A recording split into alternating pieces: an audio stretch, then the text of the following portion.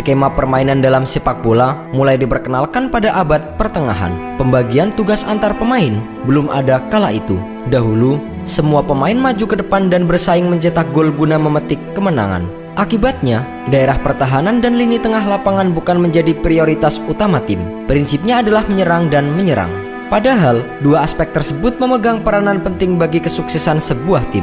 Di era tersebut, sepak bola mulai mengenal formasi untuk menentukan bek, gelandang, dan penyerang. Memasuki tahun 1860-an, skema dan posisi para pemain mulai disusun agar peran dan tugas pemain tidak tumpang tindih. Inggris menjadi negara pelopor pola permainan. Pelatih-pelatih Britania Raya kala itu mulai membentuk formasi yang terdiri dari 3 posisi. Beragam modifikasi pun terus dilakukan agar permainan bisa berjalan secara optimal.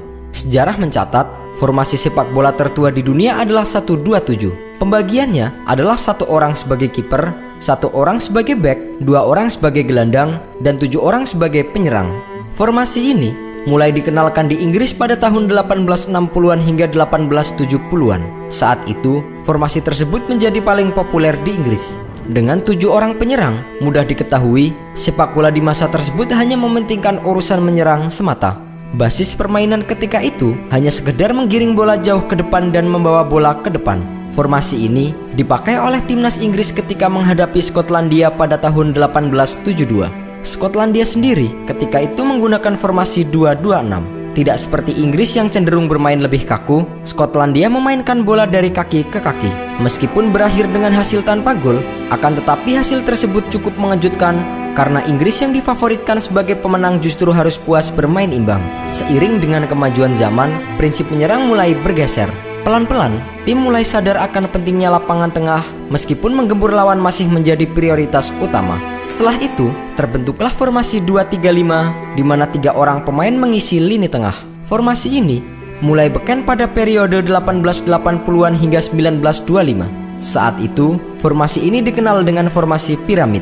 Pola ini merupakan pengembangan dari skema 2-2-6 yang dipelopori oleh Skotlandia. Pada tahun 1925, seorang pelatih sepak bola yang bernama Herbert Chapman mulai memperkenalkan terobosan di Arsenal ketika regulasi offside mulai berubah. Ia membuat skema formasi 3-2-2-3. Sang pelatih membagi pemain dalam 2 garis beras depan dan belakang. Chapman ketika itu sudah berpikir lini belakang sama pentingnya dengan lini depan. Ia sama-sama menempatkan 3 pemain di area pertahanan dan lini serang. Memasuki era sepak bola modern, pola 4-2-4 mulai digunakan. Kali ini, lini pertahanan juga mendapatkan porsi pemain yang sama dengan lini depan. Strategi ini mulai digunakan pada akhir 1950-an. Formasi ini memungkinkan pemain mengubah pola ketika permainan berlangsung. Ketika bertahan, tim menerapkan strategi 4-3-3 di mana 1 orang ikut turun membantu pertahanan ke tengah, sedangkan 2 bek tengah memblokir serangan balik lawan.